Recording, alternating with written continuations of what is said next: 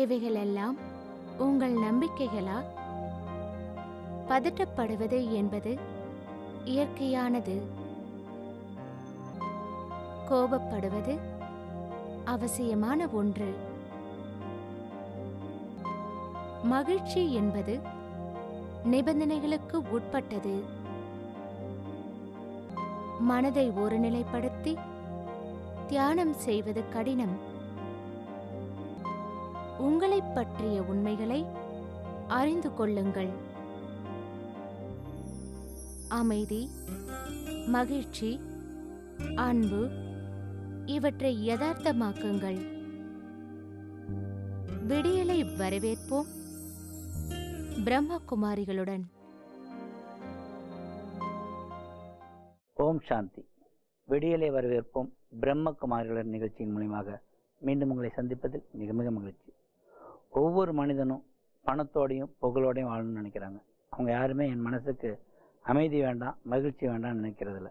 அந்த அமைதியும் மகிழ்ச்சியும் பெற்று வாழ்க்கையை எப்படி வாழ்வாங்கு வாழலாம், கோபம் இல்லாமல் வாழ்க்கையை வாழ்வது எப்படி, கோபத்தால் என்னென்ன பிரச்சனைகள் ஏற்படும், அது இல்லாமல் எப்படி நம்ம சீராக வாழலாங்கிற விளக்கத்தை ஒவ்வொரு நாளும் நமக்காக பிரம்மகுமாரின் அமைப்பை சார்ந்த சகோதரி ஜெயா அவர்கள் விளக்கிட்டு இருக்காங்க. இன்னைக்கும் நம்முடைய இருக்காங்க. ஓம் சாந்தி.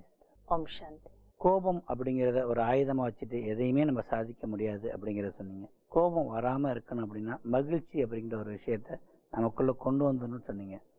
மருத்துவர் இந்த மகிழ்ச்சி அப்படிங்கிறதுக்கு என்ன விளக்கம் சொல்கிறார்? ஆக்சுவலாக மகிழ்ச்சி அப்படின்றதுக்கான விளக்கம் அவசியம் கிடையாது.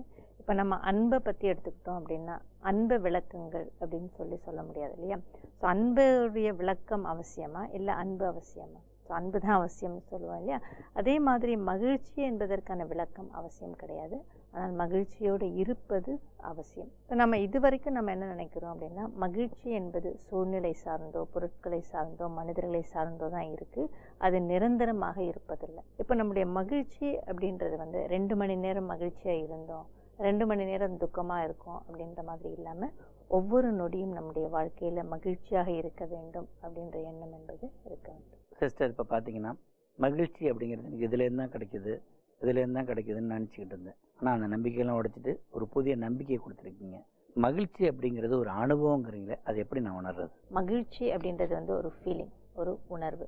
எப்படி கோபத்தை மற்றவர்கள் எனக்குள்ளே வரவழைக்க முடியாதோ அதே மாதிரி மகிழ்ச்சியையும் மற்றவர்கள் எனக்குள்ளே உருவாக்க முடியாது. இது வரைக்கும் என்னுடைய மகிழ்ச்சி அப்படின்ற ஒரு ஃபீலிங் எப்படி இருந்தது அப்படின்னா சூழ்நிலை சார்ந்தோ இல்லை பொருட்களை சார்ந்தோ மனிதர்களை சார்ந்தோ தான் இருந்தது. இப்போது உண்மை என்ன அப்படின்னா மகிழ்ச்சி என்பது என்னுடைய மனதை சார்ந்த விஷயம். அது ஒரு எனர்ஜி இல்லை உணர்வு, அது ஒரு சக்தி அப்படின்லாம் நம்ம சொல்லலாம். ஸோ ஒரு காரோ இல்லை பங்களாவோ இல்லை வருமானமோ இல்லை பணமோ மனிதர்களோ ஏதாவது வைபவங்களோ கொண்டாட்டங்களோ இவை எல்லாமும் நம்முடைய மகிழ்ச்சிக்கு ஆதாரமாக இருக்க முடியாது. அப்படியே நாம் அதை வைத்து கொண்டு மகிழ்ச்சியை உருவாக்கினாலும் அது நிரந்தரமானதாக இருக்க முடியாது. இப்போ நாம் என்ன செய்கிறோம் அப்படின்னா இவற்றை வைத்து கொண்டு ஒரு எண்ணத்தை உருவாக்கி அந்த எண்ணத்தினுடைய ஆதாரத்தில் நம்ம மகிழ்ச்சியை அனுபவம் செய்கிறோம். ஆனால் அது தற்காலிகமான ஒன்று தான்.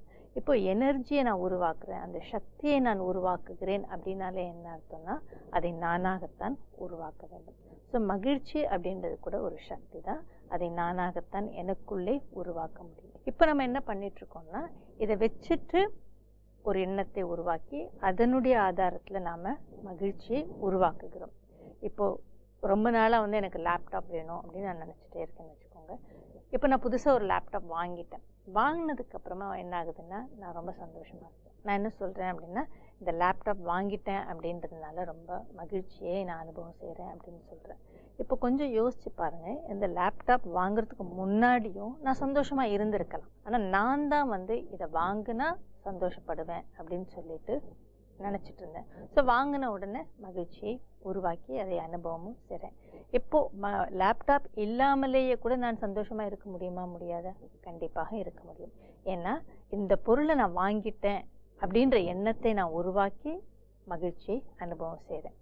இப்போது நான் தான் அந்த எண்ணத்தையும் உருவாக்குகிறேன், நான் தான் மகிழ்ச்சியையும் உருவாக்குகிறேன். அப்படின்னா அந்த பொருள் என்னிடம் இல்லாவிட்டாலும் மகிழ்ச்சியை கொடுக்கக்கூடிய எண்ணத்தை என்னால் உருவாக்க முடியும் இல்லையா?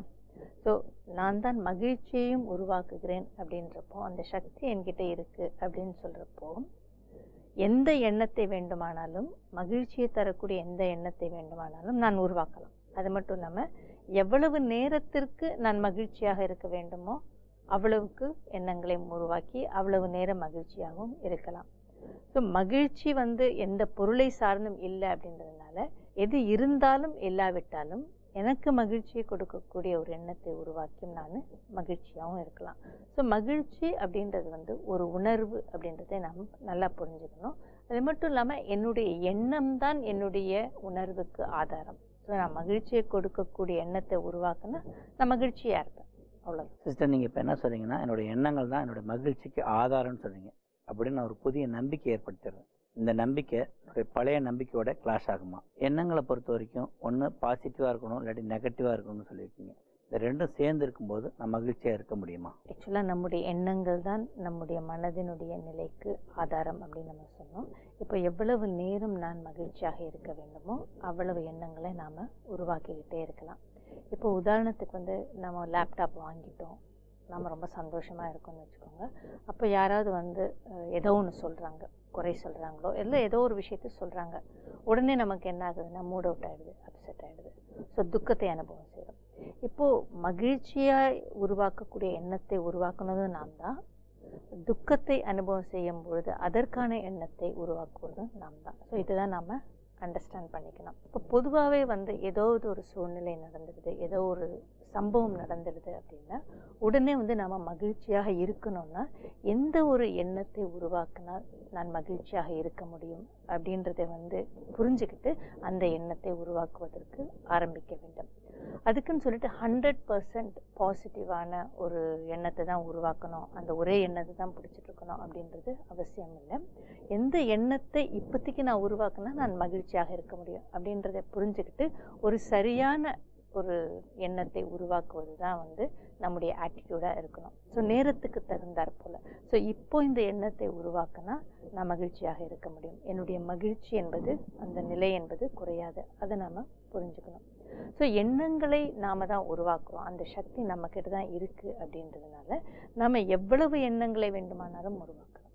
ஸோ எவ்வளவு நேரத்திற்கு வேண்டுமானாலும் நாம் உருவாக்கலாம். ஆனால் நாம் என்ன பண்ணுறோன்னா, நாமளே எந்த ஒரு பொசிஷனை நான் அடைஞ்சாதான் நான் சந்தோஷப்படுவேன் அப்படின்னு நமக்கு நாமே சொல்லிக்கிறோம்.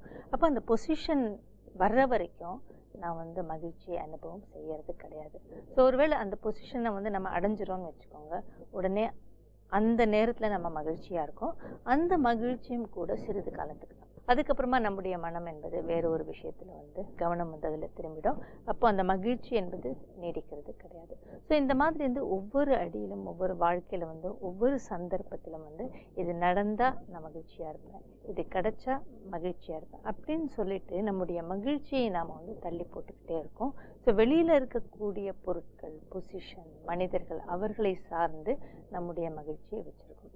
உண்மையிலேயே ஒரு வெற்றி அப்படின்னா என்னென்னா, நாம் எதையாவது அடைவது அப்படின்ற இலக்கை தொடுவது கிடையாது, அந்த பயணத்தில் மகிழ்ச்சியை அனுபவம் செய்வது தான். சிஸ்டர், நீங்கள் சொல்கிறது என்னென்னா, நம்மளோட எண்ணங்கள் தான் நம்மளோட உணர்வுகளை உருவாக்குது அப்படின்றீங்க. நம்மளோட எண்ணங்களை எப்படி நம்ம சரி பார்த்துக்கிறது? நாம் அதுக்கு செக் பண்ணணும். அதாவது ஒரு விழிப்புணர்வுடன் இருக்கணும். நமக்குள்ள எந்த எண்ணம் ஓடுகிறது அப்படின்றத நம்ம சோதித்து பார்க்க வேண்டும்.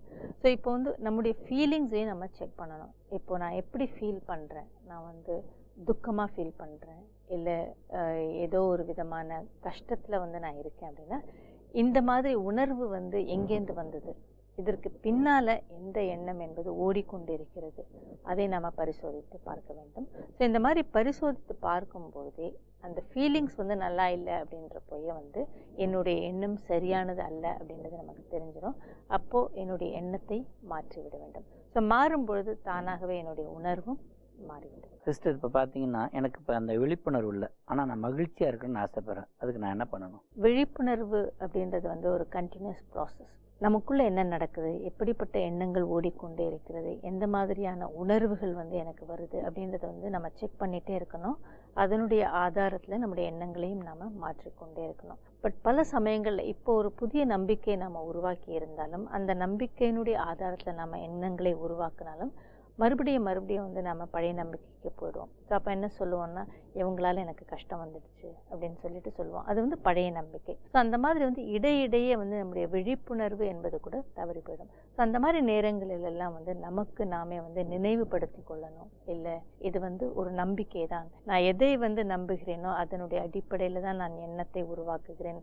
அந்த எண்ணத்தினுடைய அடிப்படையில் தான் என்னுடைய உணர்வு என்பது இருக்கிறது. ஸோ இப்போ நம்ம விழிச்சுக்கணும்.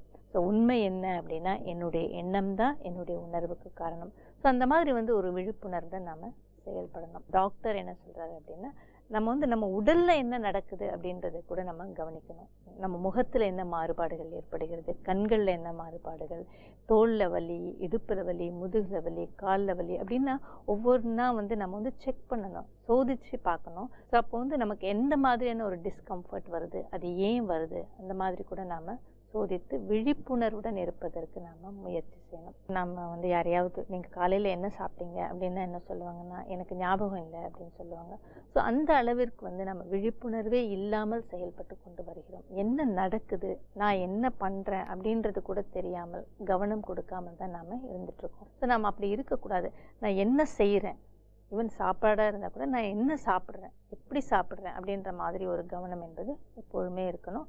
ஸோ விழிப்புணர்வுடன் நாம் வந்து செயல்படுவது என்பது பழக்கமாக ஆகிவிட்டால் வந்து நம்முடைய எண்ணங்களை வந்து நம் விழிப்புணர்வுடன் கவனிப்பது அப்படின்றது கூட சுலபமாக இருக்கும். அழகாக சொன்னீங்க. விழிப்புணர்வுடன் இருந்தோம்னா நம்ம நெகட்டிவை கூட மாற்றிடலாம். நிச்சயமாக. இப்போ நம்ம வந்து நம்முடைய எண்ணங்களை வந்து நம்ம செக் பண்ணிகிட்டே இருக்கோம் இல்லையா? ஸோ அடிக்கடி நம்ம சோதித்து பார்த்துக்கிட்டே இருக்கோம். நான் ஏன் இப்படி ஃபீல் பண்ணுறேன், இதுக்கு பின்னாடி என்ன எண்ணம் இருக்குது, நான் ஏன் இந்த எண்ணத்தை உருவாக்கியிருக்கேன், இந்த எண்ணத்தை உருவாக்குறதுனால தான் வந்து நான் வந்து இப்படி துக்கமான ஒரு அனுபவத்தை வந்து உணர்ந்து கொண்டிருக்கிறேன். ஸோ பாசிட்டிவாக திங்க் பண்ணணும் அப்படின்னா ஒரு பாசிட்டிவான எண்ணத்தை உருவாக்கணும் அப்படின்னு சொல்லிட்டு நெகட்டிவையும் நான் பாசிட்டிவாக மாற்றிக்கொள்ள முடியும். இப்போ பார்த்தோம்னா பல நேரங்களில் என் மனசில் என்ன ஓடுதுங்கிறது எனக்கு தெரியறது இல்லைங்களே. இடையிடையே நம்ம வந்து கொஞ்சம் மௌனமாக இருப்பதை வந்து பயிற்சி செஞ்சுக்கிட்டே இருக்கணும். நம்ம மௌனமாக இருக்கும் பொழுது நம்மால் வந்து நமக்குள்ள என்ன எண்ணங்கள் ஓடுகிறது அப்படின்றத வந்து நம்மால் சோதித்து பார்க்க முடியும். விழிப்புணர்வு அப்படின்றது வந்து சுலபமாக வந்துடும். இப்போ பிரம்மகுமாரிகள் அமைப்பில் நாங்கள் என்ன ப்ராக்டிஸ் பண்ணுறோம் அப்படின்னா, 1 மணி நேரத்திற்கு ஒரு முறை நாம் வந்து மௌனமாக இருப்பதை வந்து பயிற்சி செய்து கொண்டிருக்கிறோம். அதாவது வெளியில் பேசுவதை வந்து நிறுத்தி விடுவோம். வெளியில் பேசுறது மட்டும் இல்லாமல் உள்ளுக்குள்ளே என்ன எண்ணங்கள் ஓடுதோ அதையும் வந்து கொஞ்சம் ஸ்லோ டவுன் பண்ணி அதையும் வந்து நிறுத்துவதற்கு முயற்சி செய்வோம். ஸோ நம்ம மௌனமாக இருக்கும் பொழுது நம்மால் வந்து நம்முடைய மனதிற்குள் என்ன எண்ணங்கள் ஓடுது அப்படின்றத நம்ம பார்த்துக்கிட்டே இருக்க முடியும். அதாவது கொஞ்சம் நம்முடைய மனக்கண்ணுக்கு முன்னால் என்ன எண்ணங்கள் ஓடுகிறது அப்படின்றதை கவனிக்க ஆரம்பிக்கணும். நம்ம எண்ணங்கள் பக்கம் நம்முடைய கவனம் போனாலே வந்து அதனுடைய வேகம் என்பது குறைய ஆரம்பிச்சிடும். இப்போ என்ன நடக்குதுன்னா, அதிவேகமாக எண்ணங்கள் ஓடிக்கொண்டே இருக்கிறது. ஸோ கொஞ்சம் அதை உத்து பார்த்தோம், அதுக்கு கவனம் கொடுத்தோம்னா அதனுடைய வேகம் என்பது குறைய ஆரம்பிச்சிடும். ஸோ வேகம் குறைஞ்சது அப்படின்னாலே நம்மளால் வந்து அதனுடைய தரத்தை சோதிக்க முடியும். இது வந்து நெகட்டிவா இல்லை பாசிட்டிவா, இது தவறான எண்ணமா, இது சரியான எண்ணமா அப்படின்றது நமக்கு வந்து நல்லாவே தெரியும். அப்போது அந்த எண்ணத்தை எது நெகட்டிவ் தாட் அப்படின்றத வந்து பார்த்து அதை மாற்றிக்கொள்வது என்பது கூட முடியும். அப்போனா சிஸ்டர், எனக்குள்ள எதிர்மறையான எண்ணங்கள் ஓடிட்டு இருக்கா அப்படிங்கிறத நான் செக் பண்ணிகிட்டே இருக்கணுமா? அப்படி கிடையாது. எண்ணங்கள் எதுவாக வேண்டுமானாலும் இருக்கலாம். ஜஸ்ட் அது எந்த எண்ணங்கள் அப்படின்றது பார்த்தா மட்டும் போதும். கொஞ்சம் நிறுத்தி பார்க்கும் பொழுது அந்த எண்ணங்களுடைய ஓட்டம், அந்த வேகம் என்பது குறைய ஆரம்பிச்சு. நம்முடைய எண்ணங்கள் ஓடிக்கிட்டே இருக்கும் பொழுது கொஞ்சம் பாஸ் கொடுத்து நம்முடைய எண்ணங்களினுடைய ஓட்டத்தை கவனிக்கணும். அந்த மாதிரி ஒரு நிறுத்தம் செய்யும் பொழுது புதிய எண்ணங்களை கூட நாம் உருவாக்கக்கூடாது. அதாவது நமக்குள்ளே இருக்கக்கூடிய அப்சர்வரை நாம் அப்சர்வ் பண்ணணும். நீங்கள் இப்போ சொல்லி கேட்கறத விட இந்த விஷயத்தை செஞ்சு பார்த்தா தான் புரியும். இந்த பயிற்சியை வந்து நாம் எல்லோரும் இப்போ கூட செய்யலாம். ஈவன் இந்த நிகழ்ச்சியை பார்த்துட்டு இருக்கக்கூடிய அந்த நேயர்களும் கூட செஞ்சு பார்க்கலாம். 1 நிமிடம் எடுத்து எல்லாவற்றையும் நிறுத்திட்டு கொஞ்சம் தன்னுடைய மனதிற்குள்ளே என்ன ஓடிக்கொண்டே இருக்கிறது அப்படிங்கிறத பாருங்கள். அப்படி பார்க்கும் பொழுது நமக்கு தெரியும், நம்மை யாரோ பார்க்கிறார்கள் அப்படின்ற மாதிரியான ஒரு அனுபவம் கூட ஏற்படும். ஸோ இந்த அனுபவத்தின் போது நமக்கு இன்னொரு விஷயம் கூட நமக்கு என்ன தெரியும்னா, நான் உடல் அல்ல, நான் இந்த உடலை இயக்கி கொண்டிருக்கக்கூடிய ஒரு சக்தி, ஒரு ஆத்மா அப்படின்றத கூட நம்மால் புரிந்து கொள்ள முடியும். எப்போதுமே மகிழ்ச்சியான மனநிலையில் இருப்பது அப்படிங்கிறது சாத்தியமா? எந்த விதமான மகிழ்ச்சி நீண்ட நேரம் இருக்கும், நிரந்தரமாக இருக்கும்? உங்களுடைய இந்த கேள்விக்கு வந்து டாக்டர் என்ன ஒப்பீனியன் சொன்னார், என்ன கருத்து சொன்னார் அப்படின்றது சொல்கிறேன். இப்போ நாம் ஃபிஷ்ஷிங் போகிறோம், இல்லை ஏதாவது ஒரு இடத்துக்கு போகிறோம், ஹாலிடேக்கு போகிறோம், விடுமுறைக்கு போகிறோம் அப்படின்னா அது நமக்கு ஒரு சில நாட்களுக்கு மகிழ்ச்சியை கொடுக்கும். திருமணம் செஞ்சுக்கிறோம், இல்லை ஒரு புதிய உறவில் வர்றோம் அப்படின்னா அது வந்து ஒரு சில மாதங்களுக்கு மகிழ்ச்சியை கொடுக்கும். இப்போ மற்றவர்களுக்கு உதவி செய்தோம் அப்படின்னா வாழ்க்கை முழுவதும் மகிழ்ச்சியாக இருக்கலாம். ஆனால் ராஜயோக தியான பயிற்சியை நம்ம செஞ்சோம் அப்படின்னா பல பிறவிகளுக்கு நாம் மகிழ்ச்சியாக இருக்க முடியும் அப்படின்னு சொல்லிட்டு அவர்களுடைய அனுபவத்தை நமக்கு பகிர்ந்துக்கிறாரு. சிஸ்டர், இப்போ பார்த்தோம்னா ஆத்மாங்கிறது பல பிறவிகள் எடுக்குது. ஒவ்வொரு பிறவிகளும் கர்ம கணக்கு தொடருது. இப்போ நான் மகிழ்ச்சியாக இருக்கிறேன்னா அது கூட ஒரு கர்ம கணக்கு தான். நான் மகிழ்ச்சியாக இருக்கும்போது ஒருத்தர் எனக்கு ஊடால ஒரு துன்பத்தை விளைவிக்கிறாங்க. அவர் செய்கிறது சரியாக இருந்தால் கூட எனக்கு அது பிடிக்கிறது இல்லை. இது கூட கர்ம கணக்காக தான் எடுத்துக்கணுமா? நம்முடைய வாழ்க்கையில் நமக்கு நடக்கக்கூடிய ஒவ்வொன்றுமே வந்து கர்ம கணக்கினுடைய அடிப்படையில் தான். ஒவ்வொரு இன்டராக்ஷன், ஒவ்வொரு உறவு, நம்முடைய தொடர்பில் யார் வந்தாலும் அது கூட கர்ம கணக்கு தான். ஆனாலும் நமக்கு நடக்கிறதெல்லாம் கர்ம கணக்கு தான், வேறு வழி இல்லை அப்படின்ற மாதிரியான ஒரு லிபர்ட்டியை நமக்கு கொடுத்துக்கிட்டு அதில் வந்து நம்ம துக்கத்தை அனுபவம் செய்யக்கூடாது. ஏன் அப்படின்னா ஒவ்வொரு சமயத்துலையும் நம்ம வந்து கர்ம கணக்கு செட்டில் பண்ணிட்டும் இருக்கோம், அதே சமயத்தில் ஒரு புதிய கணக்கை உருவாக்கி கொண்டும் இருக்கும். இப்போது நம்ம செட்டில் பண்ணுறோமா இல்லை புதிய கணக்கை உருவாக்குகிறோமா அப்படின்றத வந்து நாம் எப்படி அண்டர்ஸ்டாண்ட் பண்ணிக்கிறது அப்படின்னா, ஏதோ ஒரு சூழ்நிலை வருகிறது, இல்லை யாரோ ஒருத்தனுடைய வாழ்க்கையில் குறுக்கிடுறாங்க, இதில் வந்து நம்முடைய கர்ம கணக்கு அப்படின்னு நம்ம எடுத்துக்குவோம். இதற்கு ரெஸ்பான்ஸாக நான் எப்படிப்பட்ட எண்ணங்களை நான் உருவாக்குகிறேன், எப்படிப்பட்ட உணர்வுகளை நான் அனுபவம் செய்கிறேன் அப்படின்றது தான் முக்கியம்.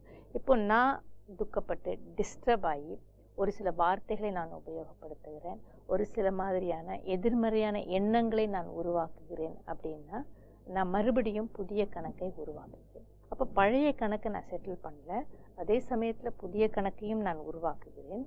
அந்த புதிய கணக்கையும் நான் செட்டில் பண்ண வேண்டி இருக்கும்.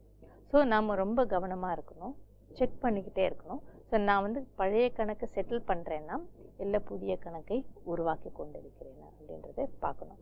ஸோ நமக்கு சூழ்நிலைகள் வரும்பொழுது நம்முடைய மனம் அப்படின்றது வந்து ரொம்ப ஸ்டேபிளாக இருக்கணும், அமைதியாக இருக்கணும்.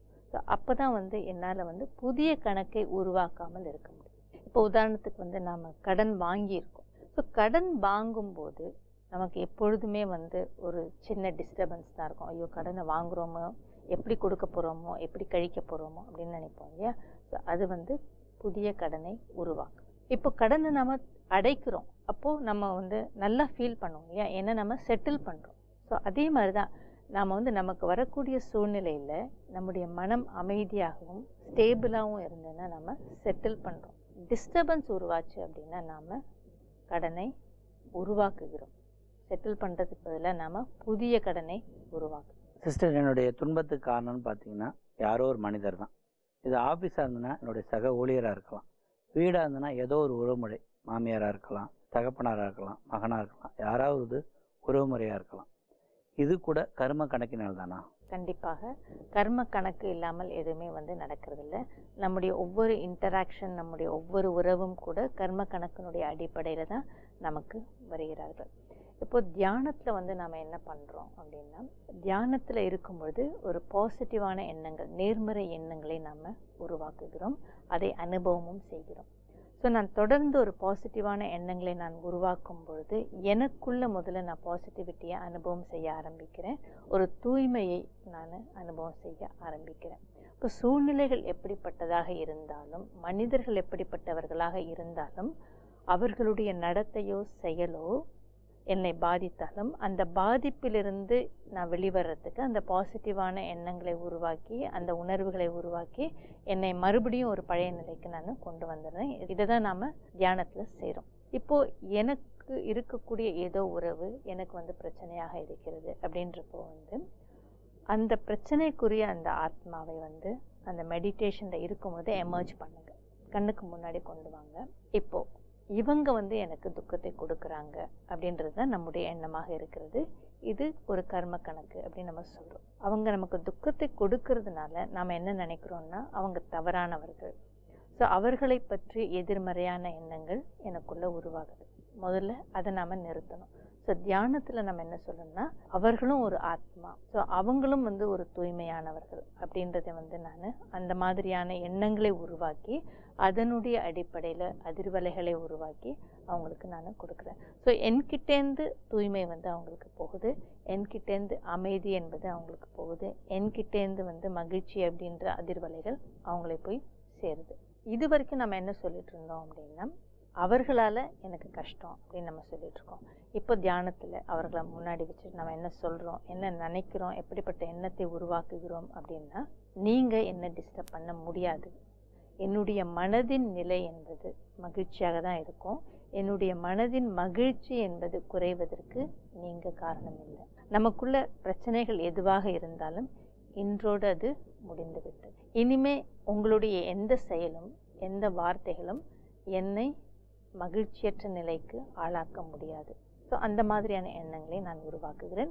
அப்படின்னா என்ன அர்த்தம்னா, என்னுடைய துக்கத்திற்கோ அல்லது என்னுடைய மகிழ்ச்சியற்ற நிலைக்கோ அவர்கள் காரணம் இல்லை அப்படின்றதே நான் சொல்கிறேன். ஸோ அந்த மாதிரி நான் வந்து தியானத்தில் பண்ணும்பொழுது உண்மையிலேயே என்னுடைய எண்ணங்களின் மூலம் உருவாகக்கூடிய அந்த வைப்ரேஷன்ஸ், அந்த அதிர்வலைகள் வந்து அந்த ஆத்மாவுக்கு கொஞ்சம் கொஞ்சமாக போய் சேரும்.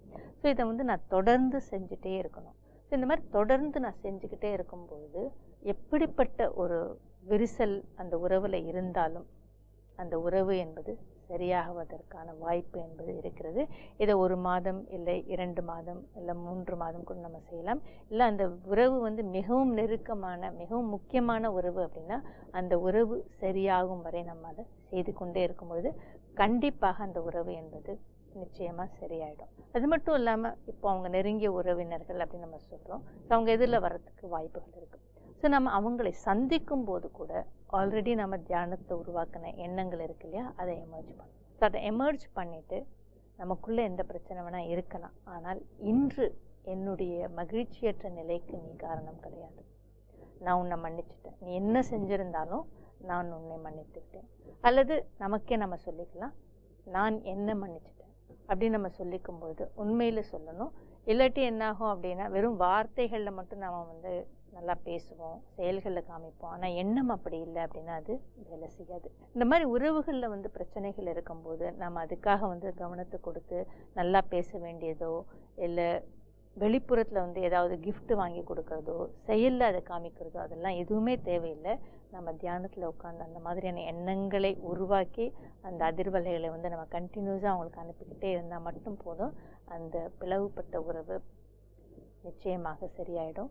அந்த விரிசல் என்பது சரியாகி அந்த உறவு மீண்டும் நெருக்கத்திற்கு வந்து இந்த பிரிவிலே நம்மளோட கர்ம கணக்கை முடிச்சிட்டோம்னா நம்மளோட விதியை நம்ம மாற்றி அமைச்சிக்கலாம். இதே நேரத்தில் ஒரு சிலரை பார்க்கும்போது மகிழ்ச்சியாக இருக்குது, ஒரு சிலரை பார்க்கும்போது வெறுப்பாக இருக்குது. இது மாதிரி நேரங்களில் எனக்குள்ள கெமிக்கல் இன்பேலன்ஸ் ஏற்படுமா? இதற்குண்டான விளக்கத்தை வந்து நம்ம டாக்டர்கிட்டேருந்தே நம்ம வாங்கியிருக்கோம். ஆக்சுவலாக வந்து கெமிக்கல் இம்பேலன்ஸ் அப்படின்றது நடக்கிறது கிடையாது. ஆனால் ஔரா அப்படின்னு நம்ம சொல்கிறோம். நம்மை சுற்றி ஒரு ஒளிவட்டம் என்பது இருக்குது, ஒரு சட்டிலான ஒரு ஒளிவட்டம் என்பது உருவாகிறது. அந்த ஒளிவட்டம் அந்த ஔரா எப்படி உருவாகுது அப்படின்னா, நான் எப்படிப்பட்ட எண்ணங்களை உருவாக்குகிறேனோ, எப்படிப்பட்ட உணர்வை நான் அனுபவம் செய்கிறேனோ அதனுடைய ஆதாரத்தில் உருவான அந்த வைப்ரேஷன் ஔரா அப்படின்னு சொல்கிறோம். ஸோ அந்த ஔரா தான் நம்மளை வந்து ஒரு சிலர் பக்கம் நம்மளை கவர்கிறது, ஒரு சிலரை பார்த்தா நமக்கு வந்து ஒரு மாதிரியான ஒரு நல்ல ஃபீலிங்கை கொடுக்காமலும் இருக்குது. அந்த ஔரா மேட்ச் ஆகிறது இல்லை அப்படின்னு நம்ம சொல்லலாம். ஸோ என்னுடைய ஔராவும் இன்னொருத்தருடைய ஔராவும் மேட்சிங்காக இருந்ததுன்னா நம்ம கவரப்படுவோம். ஸோ என்னுடைய ஔராக்கு வந்து அவருடையது வந்து மேட்ச் ஆகலை அப்படின்னா நாம் கவரப்படுவது கிடையாது. ஸோ இதுக்கு வந்து விஞ்ஞான ரீதியாக ஒரு சில ஆராய்ச்சிகளையும் பண்ணிகிட்ருக்காங்க. பிடிபி கேமரா அப்படின்னு ஒன்று இருக்குது. அதாவது இந்த ஆராவை வந்து படம் பிடிக்கக்கூடிய கேமராவை கண்டுபிடிச்சிருக்காங்க. அதற்கான ஆராய்ச்சிகள் வந்து அயல் நாடுகளில் நடந்துக்கிட்டு இருக்குது. இந்த கேமரா என்ன பண்ணோம் அப்படின்னா, இப்போ உதாரணத்துக்கு வந்து ஒருத்தருடைய கையை வந்து ஃபோட்டோ பிடிக்கிறாங்க. ஸோ அந்த கையை பார்க்கும்பொழுது அந்த கையை சுற்றி லேயர்ஸாக வந்து ஒரு விதமான ஒளி என்பது இருக்கிறது. அதே மாதிரி இன்னொருத்தர் கையை வந்து படம் பிடிக்கிறாங்க. அந்த கையிலும் வந்து ஒளிவட்டங்கள் இருக்கிறது, லேயர்ஸாக. இப்போது இவருடைய கையில் வந்து மஞ்சள் நிறம் இருக்குதுன்னு வச்சுக்கோங்க. அந்த ஒளியில் அந்த கையை வந்து இவர்கிட்ட கொண்டு போகும்பொழுது இவர்கிட்ட இருக்கக்கூடிய அந்த லேயர்ஸில் இருக்கிற அந்த நிறம் என்பது அந்த நிறத்துக்கு ஏற்றாற் போல மாறிவிடுகிறது. அப்படின்னா என்ன அர்த்தம்னா, யாருடைய ஔரா வந்து ரொம்ப ஸ்ட்ராங்காக இருக்குதோ அவருடைய அந்த ஔரா வந்து மற்றவர்களை ஓவர் பவர் செய்யும். ஸோ அதுதான் இதனுடைய அர்த்தம். ஸோ நம்முடைய ஔரா அப்படின்றது வந்து நாம் உருவாக்கக்கூடிய எண்ணங்கள் மற்றும் உணர்வுகள், அதிர்வலைகள், வைப்ரேஷன்ஸ், இதை பொறுத்து தான் இருக்குது. ஸோ நம்முடைய ஔரா ரொம்ப ஸ்ட்ராங்காக வலிமையாக இருந்தது அப்படின்னா நாம் மற்றவர்களை ஓவர் பவர் செய்ய முடியும். அப்படி இல்லாமல் நாம் வீக்காக இருந்தோம் அப்படின்னா நம்மளை மற்றவர்கள் ஓவர் பவர் செஞ்சுருவாங்க. ஸோ இது positive as well as negative ரெண்டுத்துக்குமே வந்து பொருந்தும். சிஸ்டர், நீங்கள் இப்போ சொல்லக்கூடிய இந்த ஓரா அப்படிங்கிற ஒரு விஷயத்தை நம்ம மாற்றிட முடியுமா? அந்த ஔராவை வந்து நாம் சக்தி வாய்ந்ததாக ஆக்க முடியும். ஔரா அப்படின்றது வந்து ஆத்மா தன்னுடைய எண்ணங்களாலும் தன்னுடைய உணர்வுகளாலும் அதிர்வலைகளாலும் உருவாக்கக்கூடிய ஒரு எனர்ஜி ஃபீல்டு அப்படின்னு நம்ம சொல்லலாம். ஸோ அந்த எனர்ஜி ஃபீல்டு என்ன ஆகும் அப்படின்னா நம்முடைய உயிரணுக்கள் மூலம் வெளிப்பட்டு கொண்டே இருக்கும். ஸோ அதை நம்ம ஃபீல் பண்ண முடியும். ஆக்சுவலாக ஔரா என்பது நம்முடைய எண்ணங்களால் உருவாகுது அப்படின்னு நம்ம சொன்னோம். ஆத்மா அமைதியானதாக இருக்கிறது, ஆத்மாவினுடைய குணம் மகிழ்ச்சியானதாக இருக்கிறது, எப்பொழுதுமே அன்பாக இருக்கிறது. அப்படின்றப்போ என்ன ஆகும்னா அந்த மாதிரியான வைப்ரேஷன்ஸ் வந்து உருவாகும். ஸோ அந்த மாதிரியான எனர்ஜி ஃபீல்டு என்பது அந்த ஆத்மாவை சுற்றி இருக்கும். அதே ஆத்மா ஒரு தவறான எண்ணங்கள், எதிர்மறையான எண்ணங்களை உருவாக்குது, இல்லை ரொம்ப கஷ்டத்தில், விரக்தியில், துக்கத்தில் இருக்குன்னா அதற்கேற்றார் போன்ற எனர்ஜி ஃபீல்டு என்பது உருவாகும். இப்போ இந்த எனர்ஜி ஃபீல்டு ஆத்மா தான் உருவாக்குது, ஆத்மா தான் எண்ணங்களை உருவாக்குது அப்படின்னு நம்ம சொன்னோம். ஸோ அந்த எண்ணங்கள் எதிர்மறையாக இருக்கும் பொழுது துக்கத்தில் இருக்காங்க, விரக்தியில் இருக்காங்க, வெறுப்பில் இருக்காங்க அப்படின்னா அவர்களை சுற்றி இருக்கக்கூடிய ஆரா அப்படின்றது வந்து கொஞ்சம் கிரேயிஷாக இருக்கும், இல்லை டார்க் கலராக இருக்கும், கொஞ்சம் கருமையாக இருக்கும் அப்படின்னு நம்ம சொல்லலாம். எண்ணங்கள் தூய்மையாக இருக்கிறது, அமைதியையும் அன்பையும் கொடுக்கக்கூடியதாக இருக்கிறது, மகிழ்ச்சியை கொடுக்கக்கூடியதாக இருக்கிறது, பாசிட்டிவாக இருக்குது அப்படின்னா அவங்கள சுற்றி இருக்கக்கூடிய அந்த எனர்ஜி ஃபீல்டு, அந்த ஆரா அப்படின்றது வந்து லைட் கலரில் இருக்கும், இல்லை வெண்மையாக இருக்கும். இதை வந்து பக்கத்தில் போகும்போதே நம்மளால் ஃபீல் பண்ண முடியும். அதனால நம்ம கவரப்படுவோம். ஒரு சில சமயம் நமக்கு அது பிடிக்காமலும் போகும். அதனால தான் வந்து நம்ம எல்லா படங்களையும் பார்க்கும் பொழுது இந்த தேவி தேவதைகளுடைய படங்கள், இல்லை தர்மாத்மாக்களுடைய படங்கள், அவங்களெல்லாம் பார்க்கும்பொழுது அவங்களுடைய தலைக்கு பின்னாடி வந்து ஒரு ஒளி வட்டத்தை காமிப்பாங்க. அந்த ஒளி வட்டத்தினுடைய அர்த்தம் என்ன அப்படின்னா அந்த ஆத்மா தூய்மையானது, அந்த தூய்மை என்பது ஒரு அதிர்வலையாக அந்த ஆத்மாவை சுற்றி படிந்திருக்கிறது அப்படின்றது தான் அதனுடைய. நல்ல எண்ணங்களை ஏற்படுத்தும் பொழுது ஓராவை மாற்றி அமைச்சிக்கலாம் அப்படின்னு சொல்லியிருக்கீங்க. எல்லாருமே கொஞ்ச நேரம் மகிழ்ச்சி, கொஞ்ச நேரம் துக்கம் அப்படிங்கிற விஷயத்தை தாண்டி மகிழ்ச்சியை முழுவதும் அவங்க தக்க வச்சுக்கலாம். 1 மணி நேரத்துக்கு ஒரு முறை அவங்கள தன்னைத்தானே சோதிச்சுக்கும் பொழுது ஏற்படக்கூடிய எதிர்மறை எண்ணங்களை மாற்றி அமைச்சு நேர்மறையாக மாற்றி நல்ல வாழ்க்கையை வாழலாம் அப்படிங்கிறதையும் இன்றைய நிகழ்ச்சியில் நீங்கள் சொல்லியிருக்கீங்க. நன்றி. ஓம் சாந்தி. ஓம் சாந்தி. நிகழ்ச்சியை பார்த்துட்டு இருக்க நேயர்களுக்கு நிறைய சந்தேகங்கள் இருக்கும். உங்களுடைய சந்தேகங்களை நிவர்த்தி செய்துக்கணும்னா உங்கள் அருகாமையில் இருக்கிற பிரம்மகுமாரிகள் தியான மையத்துக்கு சென்று உங்களுடைய சந்தேகங்களை தெளிவுபடுத்திக்கலாம். மேலும் எங்களுடைய தொலைபேசி எண் மற்றும் இமெயில் முகவருக்கு உங்களுடைய சந்தேகங்களை எழுதி தெளிவை ஏற்படுத்திக்கலாம். மீண்டும் அடுத்த நிகழ்ச்சியில் சந்திப்போம். ஓம் சாந்தி. ஓம் சாந்தி. I'm a peaceful soul. Om Shanti Om. I'm a peaceful soul. ये ध्वनि मंगल ध्वनि है. Om Shanti Om. This sound is a sacred sound. Om Shanti Om. Om Shanti Om. I'm a peaceful soul. Brahma குமாரிகளின் சேவை மையங்களில் ராஜயோக தியான பயிற்சி இலவசமாக அளிக்கப்படுகிறது. நாள்தோறும் 1 மணி நேரம் 7 நாட்களுக்கு இந்த பயிற்சி அளிக்கப்படுகிறது. உலகெங்கிலும் 8500க்கும் மேற்பட்ட சேவை மையங்கள் இயங்கி வருகின்றது. இந்தியாவில் முக்கிய நகரங்களில் மட்டுமின்றி சிறு சிறு கிராமங்களிலும் சேவை மையங்கள் இயங்குகின்றது. மேலும் விவரங்களுக்கு நீங்கள் தொடர்பு கொள்ள வேண்டிய முகவரி